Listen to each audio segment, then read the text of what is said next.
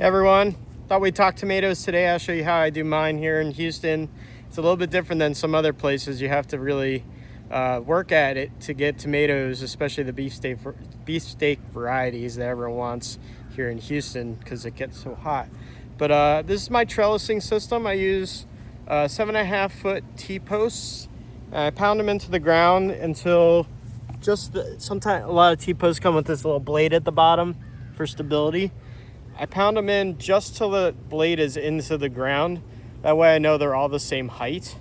And then I put 1.25 inch tees on top. These are just PVC tees. You can get any plumbing aisle of any big box store. And then this is electrical conduit, a little 1/2 inch electrical conduit. And after that, you just connect them all together, put them through. This is pretty strong. I have had it bend just a little bit when the tomatoes get really heavy. So, it's, you know, once you invest in the system, none of these pieces are very expensive. Like a T-post costs like $3 or $4 maybe.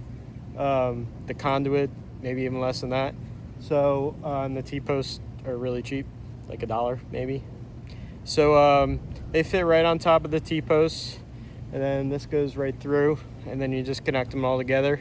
It's really not much of an investment other than, you know, a little bit of time and energy. The other thing that is a little bit more expensive, but really worth it in my opinion, is called the clipper system, which you can get from a variety of places now.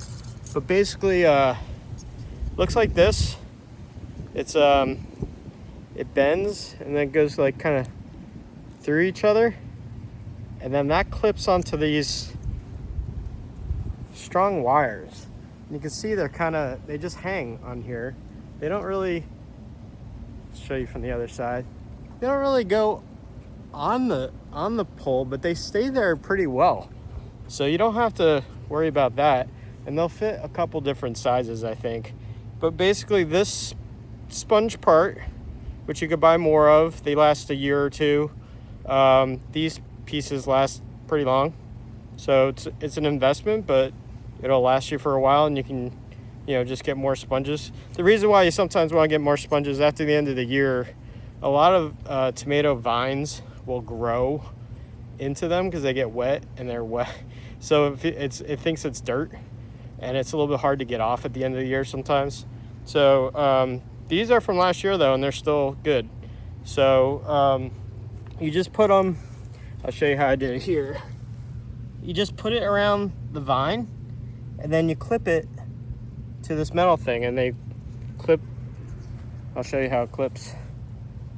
You just put it through, and you stick it on there, and let go, and it just holds.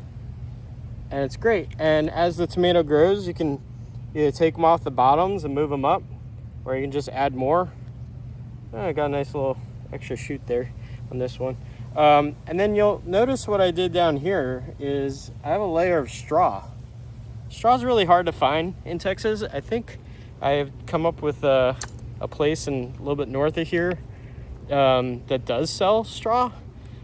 The reason is you can't find straw in Texas is because they don't grow wheat in Texas. It's just too hot. So even in the wintertime, you don't really grow wheat here.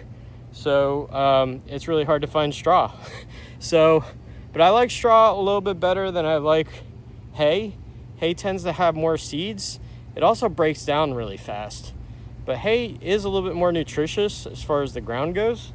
But I still like the straw because straw is a little hollower when I add it to my compost pile at the end of the year. And that's what I kind of do is whatever doesn't break down underneath, I scrape it off and throw it in the compost. And it's part of my composting system.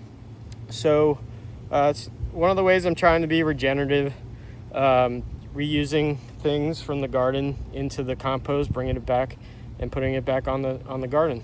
So I'm having really good luck with my compost. I'll probably do another video of those pretty soon.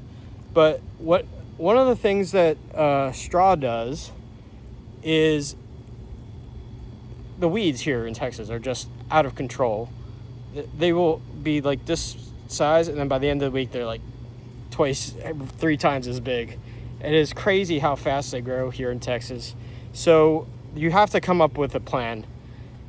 And, weeding every single day is not really conducive for one person in a big garden. So what I do is a little bit extra expense is I buy the straw. It keeps a blanket down. It suffocates most of the weeds. Sometimes you get a big weed through, but you can just come and pull those out. The other thing it does, which is very important, is it cools the soil. And like I said, with beefsteak tomatoes here, number one, you have to gamble and get them in the ground early, or else they won't set. Pollen for tomatoes, for most tomatoes, dies around 90-95 degrees, and it easily gets that hot for a lot of the summer here in Houston. So and the other thing that happens is once the tomato reaches the tomato plant reaches those temperatures, it can't really ripen its own fruit because it's just trying to stay alive. So it directs all the energy into staying alive instead of actually making the fruit. So one of the things you can do is kind of trick it, and you add straw. Keeps the ground a lot cooler, and the tomato plants do a lot better, and you get tomatoes all season long if you do it. The other thing, I don't know if you can see above me, there's a wire. So last year I tried to do a little shade cloth experiment, which worked out pretty well, except for the shade cloth just kept getting lower and lower. So I put this wire up and used some I forget what they call them, but it basically tightens the wire up enough so that it stays nice and strong. You'll see there's a bend in you can see it now. See the angle? Yeah, because that's from, and these shade cloths, you can pick them up with one arm. They're not heavy, but over time, I guess the wire pulling against each other just pulled the 4-inch posts towards each other. I don't think it'll bend too much more because it's already bent pretty good. So we'll see. It's hard to break a 4x4, so hopefully it'll be fine.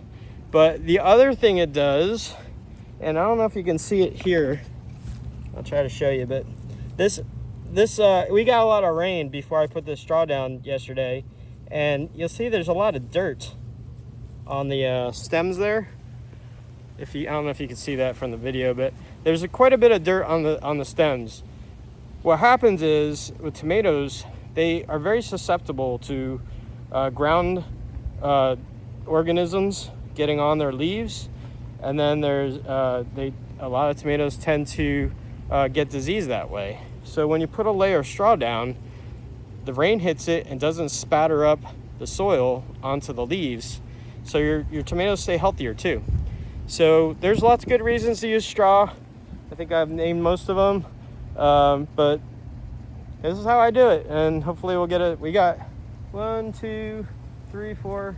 I think there's 6 rows, 50-foot rows of tomatoes planted right now, and I'll probably plant some more as the season goes on. The cherry tomatoes always do pretty well in the heat. I have certain varieties. You also have to think about that here in Texas. There are certain varieties that just do better in the heat. This is Homestead. I have Florida 91, both more heat tolerant varieties. And then pretty much most of the cherry types will grow all season long in Houston. You don't have to worry about those. But if you really want to get beefsteak tomatoes, sometimes you should get a determinate type, because they'll all ripen usually a little bit earlier, and they'll set fruit all at once. And then you pull them out and you can plant something else there. But I tend to like indeterminates a little better, at least taste-wise. And I like how they just keep going, and I don't have to replant them. But you really have to think about what kind of variety here in Houston, and you gotta baby them a certain way. It took me a long time. I'm from New Jersey, where tomatoes grow so easily that I didn't realize that it was a problem in other places. So I was like, why are my tomatoes not growing well? I've grown great tomatoes all my life. And then I realized that there are certain things you just got to do here in Texas to make them work. And I think I figured that out now. Good trellis system, armoring the soil with straw, all things that are good. And pick the right variety.